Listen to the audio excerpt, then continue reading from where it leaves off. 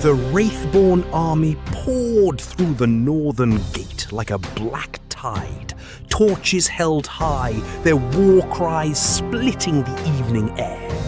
They were soldiers of the warlord Draken, disciplined, ruthless, armored in dark iron. They came not to negotiate, they came to consume.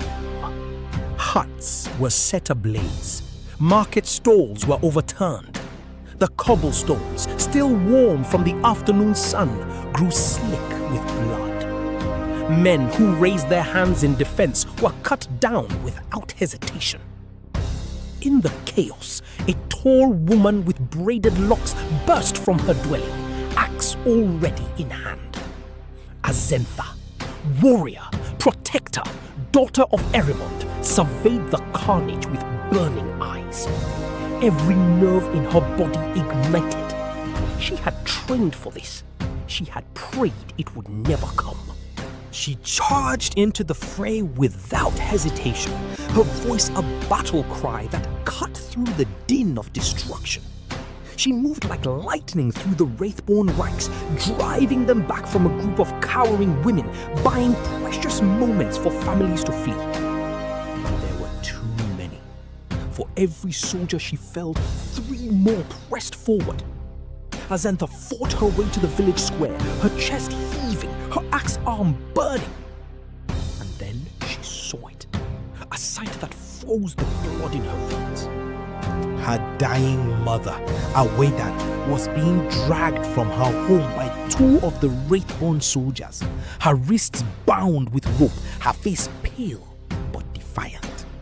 Awedan's eyes found her daughters across the chaos. Azentha, go! Go and save the others! Awedan called out, even as they forced her forward. But before Azentha could move, the Wraithborn commander stepped into her path, broad-shouldered, scarred, flanked by a dozen soldiers. He smiled beneath his iron helm. "Stand down, warrior," he said, "or the old woman dies tonight instead of later." Azentha's grip tightened on her axe. The fires roared around her, and somewhere, deep in the dark, something ancient stirred. By midnight, the Wraithborn had pulled back to the edge of the village, camping in the scorched field beyond the northern wall. They had taken prisoners, looted grain stores, and burned 3 homes to their foundations. But they had not burned everything. They were waiting for something. Azentha spent the dark hours treating the wounded and organizing what remained of the village's able-bodied men and women into a makeshift defense. Her hands moved with practiced efficiency, wrapping wounds, splinting broken bones. But her mind was elsewhere. Why had they taken her mother and not killed her outright? What did the Wraithborn want with a village elder? Dawn came grey and cold. Azentha had not slept. She stood at the edge of the ash field, watching the Wraithborn camp, when old Councilman Beru found her. Azentha. His voice was strange, thin, strained, like a man carrying a stone he cannot put down. "You must stop fighting them." She turned slowly. "They have my mother. I know." He would not meet her eyes. Something cold moved through her chest. "Beru, what did you do?" The old man finally looked at her, and in his face she saw it. Guilt, raw and terrible. He was not alone. Behind him stood 2 other elders, Magistrate Dazada and the healer Bokudu, both with the same hollowed, haunted expression. "We made an arrangement," Bokudu said quietly. 3 seasons ago, when the Wraithborn first sent envoys. They demanded something in exchange for leaving Erimond standing. Something living.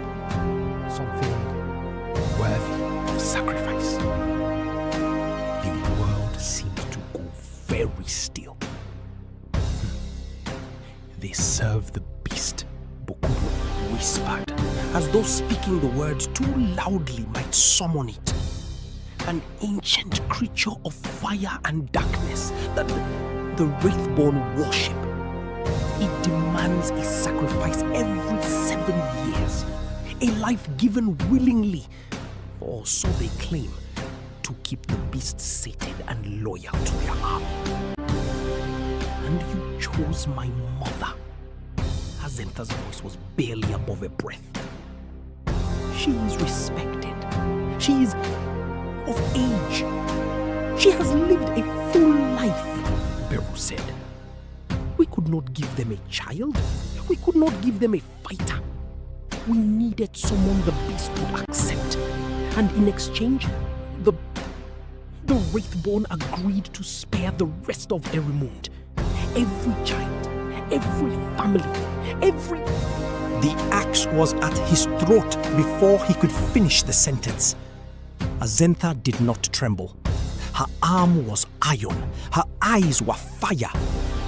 You traded my mother's life to save your own skins, and you called it protection. None of the elders spoke. None of them could. She lowered the axe slowly, not out of mercy, out of choice. Killing them now would solve nothing. Her mother was still in the Wraithborn camp, and somewhere beyond the hills, something ancient and terrible waited to be fed. Tell me everything you know about the beast, Azentha said. Everything. The beast had many names in the old stories. Gorathul, the Ember King, the Devourer of Prayers. The elders had pieced together what they knew from the Wraithborn envoys. A creature born of volcanic stone and ancient lightning, summoned centuries ago by a warlord who wanted power beyond any army. It could not be bargained with. It could not be reasoned with. It only fed. The Wraithborn would take Oiden to the Obsidian Plateau at midnight of the third day. The ritual site a half-day's march beyond the eastern hills. The beast would rise from the molten rock at its center, and the sacrifice would be completed. Azentha had 2 days. She moved through the village that morning like a storm, with her axe, a short blade, rope, a pouch of fire swords. The fire swords. She had used them once before, years ago, against a fire-breathing mercenary from the eastern wastes.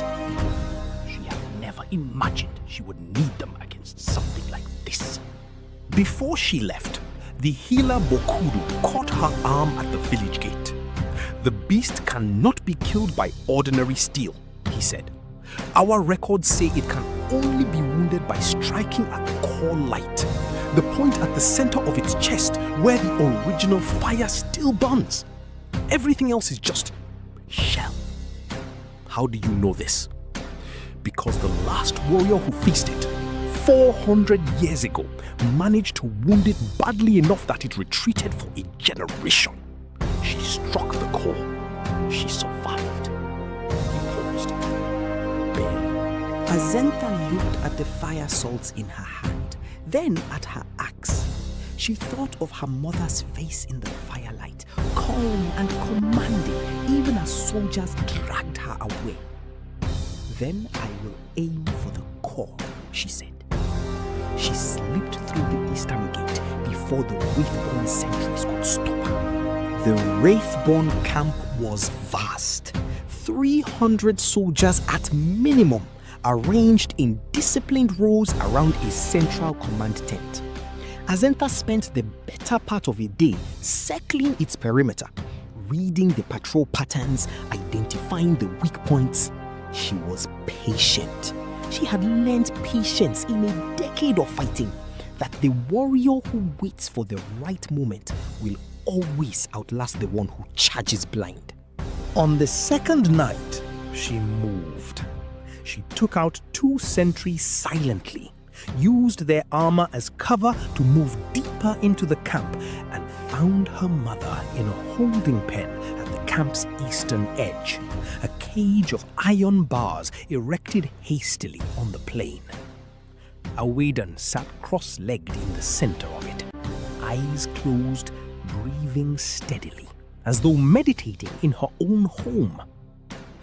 "Took you long enough," Awedan said, without opening her eyes. Azantha almost laughed. Almost. "I had to learn some things first. About the beast. About the elders." Awedan opened her eyes then. Something moved across her face. Sorrow, but also a quiet resignation. "You know then." "I know." "Don't hate them too deeply," Awedan said softly. "Fear makes people small. They thought they were protecting the village. They were protecting themselves." "Yes," Awedan agreed. "That too." Azentha worked the lock with her sword blade. The cage door swung open and Awedan stepped out, dignified, unhurried, as though she were leaving a tea house. Azentha put herself between her mother and the camp and began to guide her toward the perimeter. They made it 30 feet before the alarm horn sounded. The camp erupted. Torchlights swept the field. Soldiers poured from every tent. Azentha pushed her mother toward a ravine at the edge of the plain. "Run east and don't stop," Azentha ordered. "Follow the creek to the ridge and wait for me there." "Azentha, I will come back. I always come back. Go."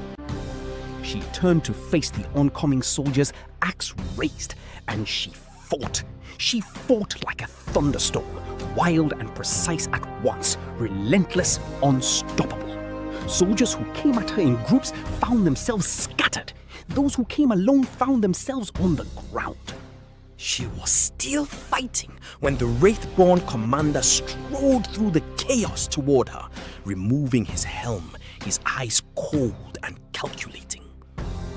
"The beast rises at midnight, whether we have the sacrifice or not," he said. "Without the offering, it will not be sated. It will be hungry. It will turn on everything in its path, including your village." Azentha lowered her axe slowly, breathing hard. "Then I'll give it something better to focus on than a village. I'll give it a fight." The obsidian plateau rose from the eastern hills like a black altar, its surface cracked and glowing with subterranean heat. Azentha arrived alone at the 11th hour, when the sky was moonless and the stars burned cold above the volcanic landscape. She could feel the heat through her boots. She could smell sulfur and ancient ash. The Wraithborn had followed at a distance, uncertain, afraid of the beast, but more afraid of what it would do unseated.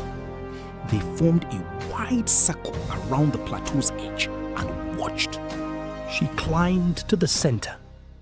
The ground trembled, then cracked. Then the beast rose. It was enormous, 10 feet, then 15, pulling itself from the molten rock like a titan awakening from sleep. Its body was dark volcanic stone wrapped in living fire, its eyes burning crimson, its roar a sound that was less noise than force, a wave of heat and pressure that nearly knocked Azentha from her feet. It had claws like scythes. It had a chest that glowed orange-white where the core fire lived, pulsing like a second heartbeat. The Wraithborn soldiers at the plateau's edge fell back instinctively. Even their warlord's champion could not help stepping away. Azentha held her ground. The beast turned its burning gaze on her, tilted its head, as though surprised to find something so small, so stubbornly still. Then it lunged. She moved, Years of training, years of surviving, distilled into pure motion. She rolled left, came up against the beast's flank, drove her axe into the stone skin, and felt the blade skitter off like she'd struck iron. She kept moving. The creature's claws tore the air where she had been a breath before. It was fast, faster than anything that size should be. She took a glancing blow that sent her skidding across the obsidian, tearing her arm, her shoulder. She got up. It charged again. She drew the fire salts, hurled a handful directly into its open maw. The beast recoiled. The salts burned differently, burned wrong for something made of fire, disrupting its rhythm, causing it a flash of genuine pain. It stumbled. Its body flickered. The core. She could see it now, a bright point of light between the ribs, pulsing faster as the creature raged. She ran at it. Not away. At it. She threw the last of the fire salts as she closed the distance, hit the creature full in the chest, and in the moment the beast flinched, in that single second of vulnerability, she drove the blade of her axe directly into the core light with everything she had. The sound was not an explosion. It was a collapse, a deep, resonant implosion, like the air rushing into a void. The beast's fire died from the inside out, stone cooling rapidly, the massive form crumbling and cracking and falling apart, until nothing remained on the plateau but black rubble and dissipating smoke. Azentha stood at the center of it, breathing, bleeding, alive. The Wraithborn soldiers stared in silence. Then the commander dropped to one knee. One by one, the soldiers followed.